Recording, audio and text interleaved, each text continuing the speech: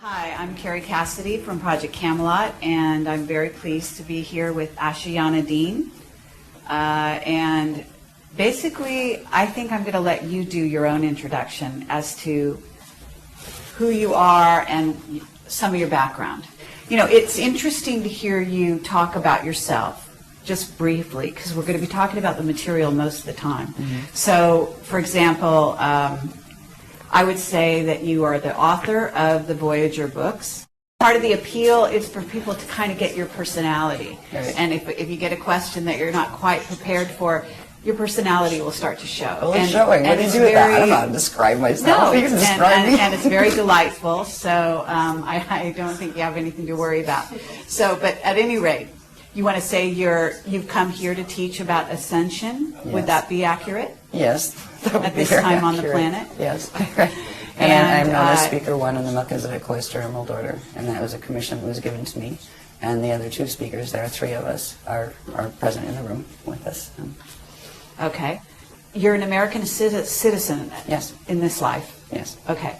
And where did you grow up? In what state? Well, I was born in Pennsylvania, and I was raised in Pennsylvania and New York, and then moved to New Jersey, and then moved to Florida, and then to England, and then to Arizona, and then to Colorado, and then back to Florida. Okay, so you've been around. Yes. Okay, yes. Great. Actually, following spiritual guidance, we were asked to move. Once it was past the childhood and adolescent times, the moves were following what I was advised to do by the Guardian Alliance. Okay, wonderful. And you are in touch with what you call the Guardian Alliance. That's what they call themselves. Okay. Yes. And do you consider yourself a channeler? Because I'm aware of what it is you do, but I'm going to ask you questions that may seem wrong. Okay? Feel free. And so at that point you can correct me, and it's totally fine. It's not channeling. In fact, we teach against channeling because it's dangerous. It is a process of electronic data streaming that it's quite sophisticated, but it doesn't work like channeling. Channeling involves literally another entity coming in and sharing a body with you, and that is not permitted in our teachings because it can actually damage your DNA. This is an electronic data streaming called chelantic transmission, and it is literally electronic data streaming, but interdimensionally, as opposed to simply on the horizontal like we do it here. And that is the way that the Guardian Alliance communicates with me and has since childhood. But they have also, in my younger years, I had both negative abductions with negative groups of visitors, and it was the Guardian Alliance that actually rescued me from those situations. And I learned a lot about why I had the experiences. It had to do with the contract I came in with. It takes most people quite a few years to wake up and realize what they came in to do, what they birthed in to do. And that was why I had the issues with Zetas and things like that when I was in my younger years. By the time I was 12, the Guardians had begun teaching me for the commission that I later learned what it was for Speaker 1 for the Melchizedek Cloister of Moldorder. And once that became clear, the experiences weren't frightening before they were frightening, the abduction experiences. And the ones with the Guardians weren't, though. They were very different. They didn't involve little grays, and they didn't involve spaceships. They involved literal teleportation through Merkaba vehicle and those kind of things. So it's been a colorful way to get to the point where I am here teaching the material that I'm teaching. It's been very interesting and colorful. In the first few years, I was required to speak about that a lot. That's why I don't like to speak about myself anymore. I'm honestly bored with the subject of me, right? Because the first few years that we went public with the books and everything, it was all about me and my story, and I'm tired of my story. It's out there, go read it if you want to, but this is the interesting stuff, the information we're teaching.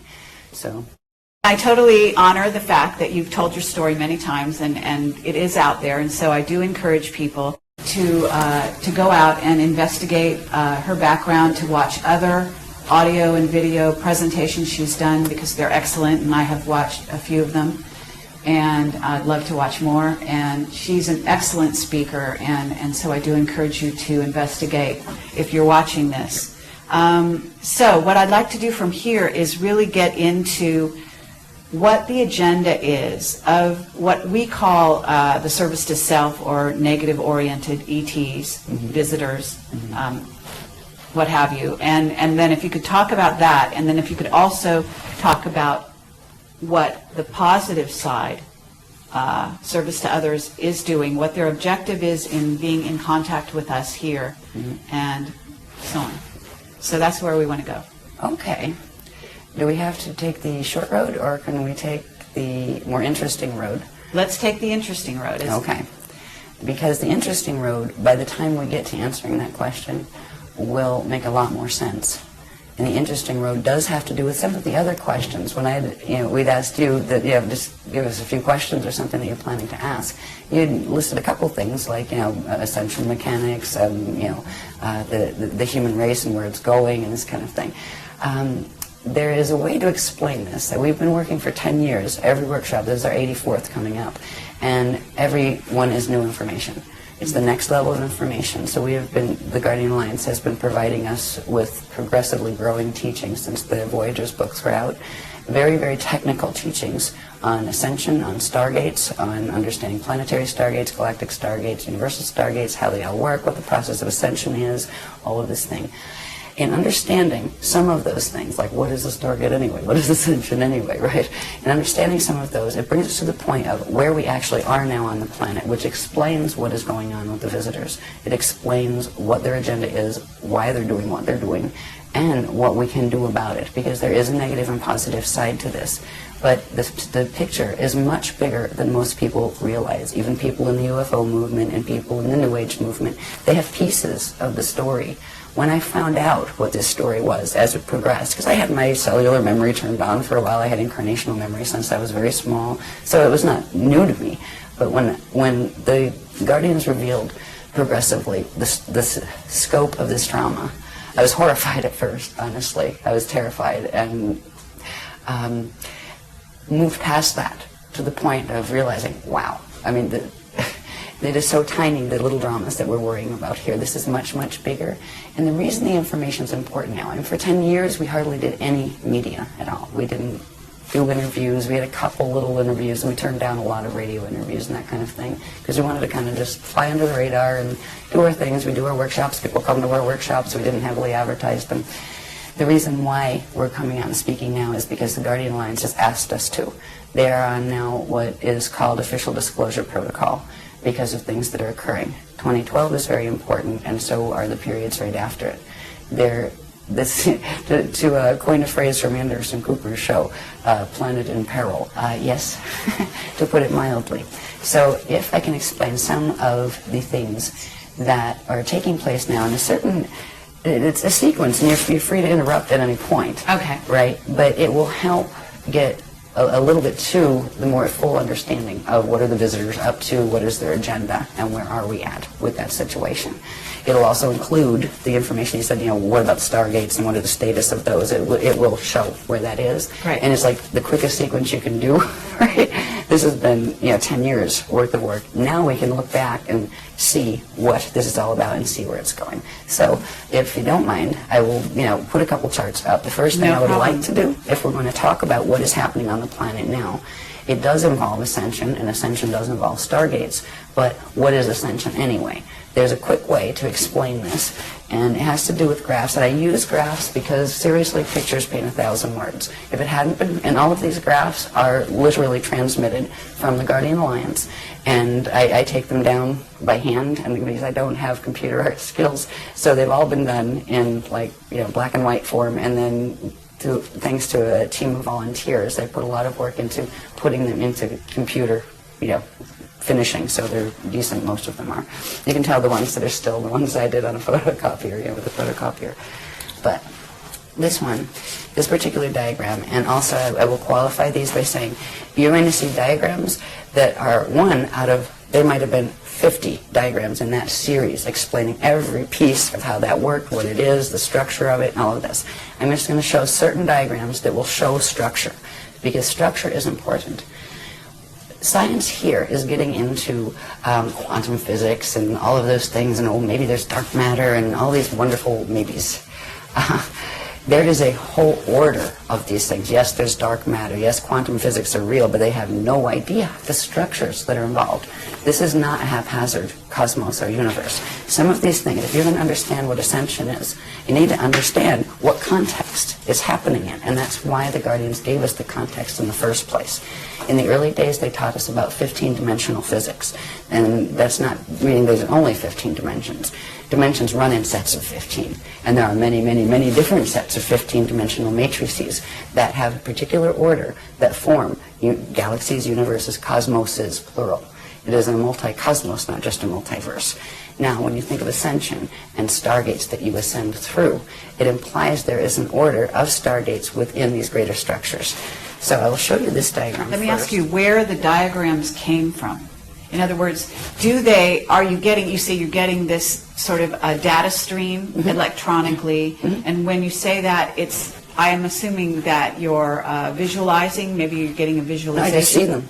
Okay. Yeah. And then how do you transfer them onto the paper? How do you draw them? Really? Okay. I'm known as the whiteout queen. Because a lot of times they'll come down, like one diagram like this, that's all like, looks like a single thing. There'll be like 6 different images on it. Wow. And like 20 different layers. Okay. And I call it a pullback process, where the whole big thing comes down in one data stream that it might take me like 6 hours just focus completely on one, getting it all down. And that's even without the words and labels and arrows and stuff. That's just getting the shapes and structure. Then we'll pull them out, right?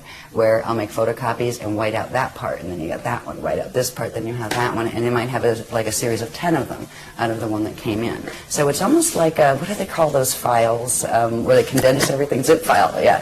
So it comes in like a zip file, and when it opens, there's a lot of heat involved, actually. You can feel the DNA activation. It comes through, the chakras activate, and there's like this heat field around me when it's coming through. Or sometimes, depending on the line, because there's different lines, different ones, different levels of the Guardian Alliance communicate, from different places, and some of the lines come in cold, like shivers. Some of them come in hot. Okay. So some of them carry the images, and that's where the images are coming from. And at this point, there are thousands of them.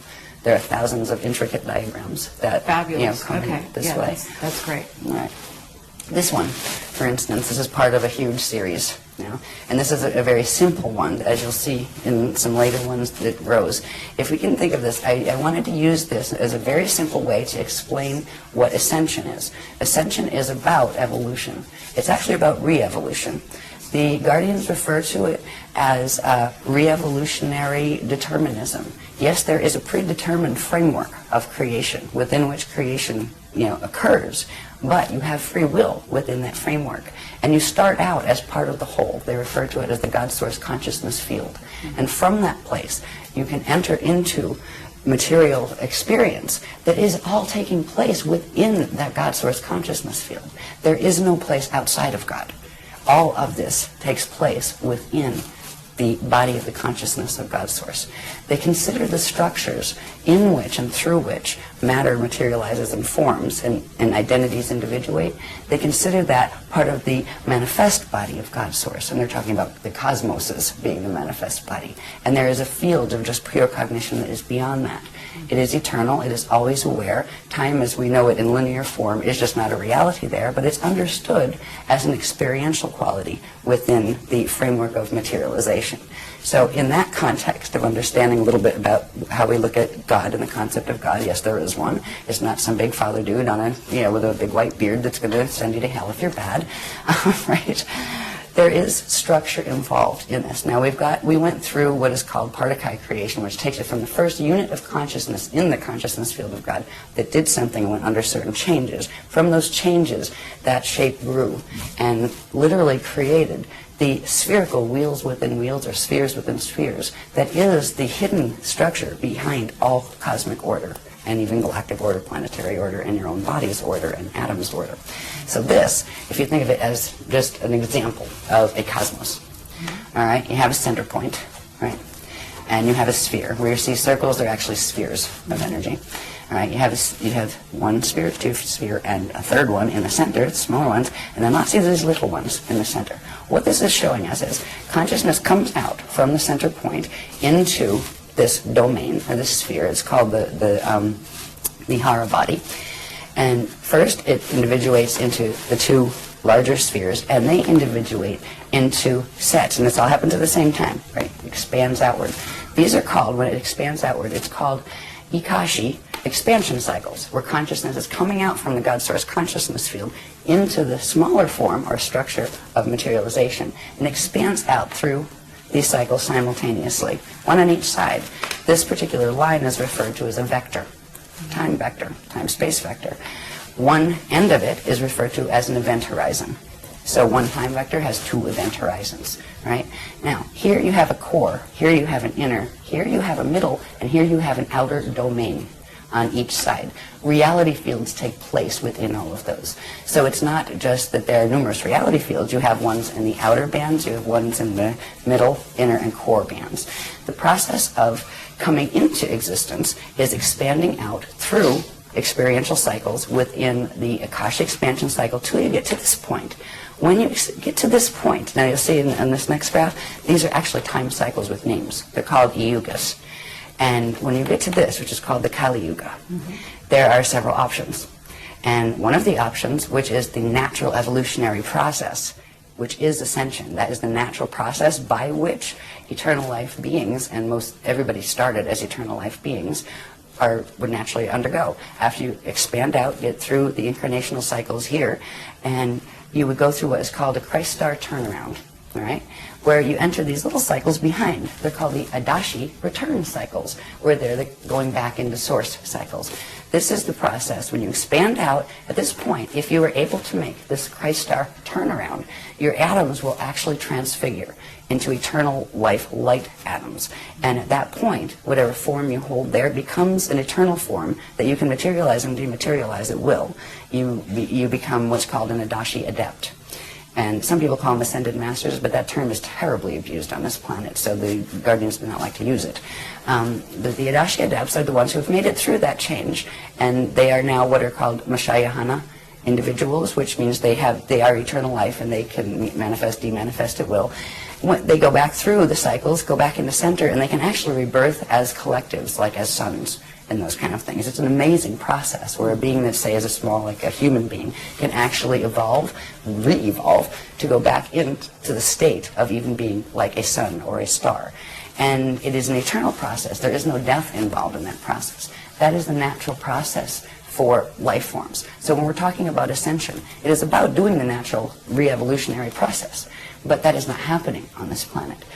When we get to this point of the Kali Yuga expansion, there are other things that can happen too.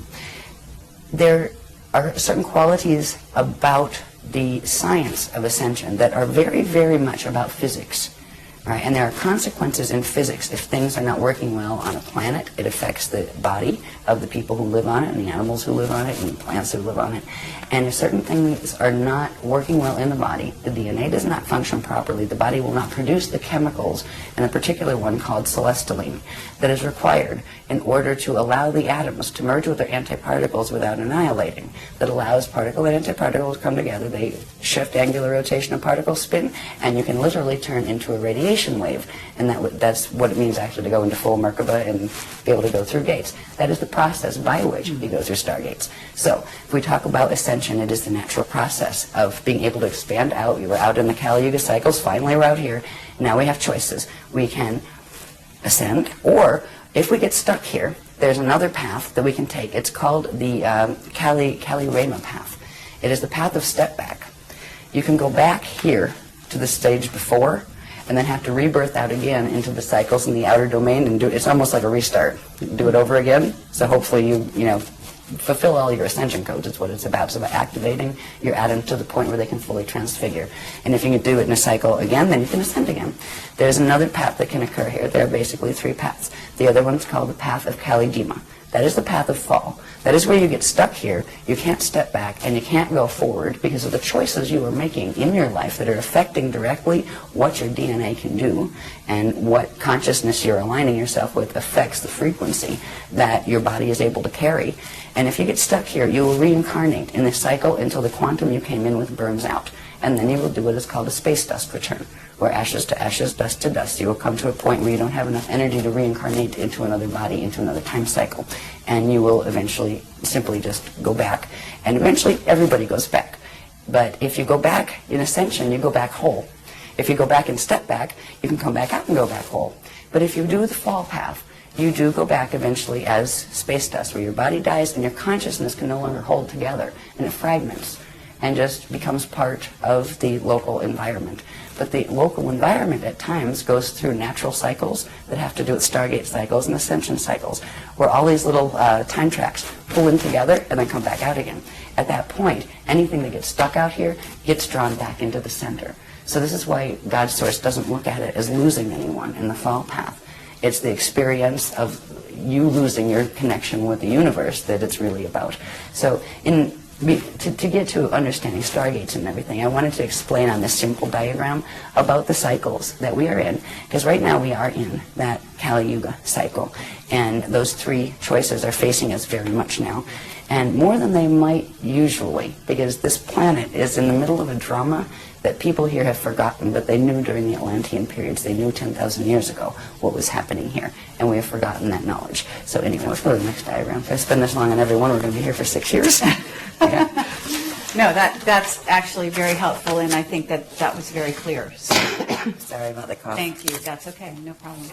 This next one is just a little bit it's similar to that one. It's showing the structure of that one a little more clearly. The reason I'm showing you this is just for down the bottom here. I'm not going to read them all or anything, but the detail level that we're giving. Each of these different states, we've talked about the core and the inner, the middle, and the outer domains of reality, within which reality takes place, right?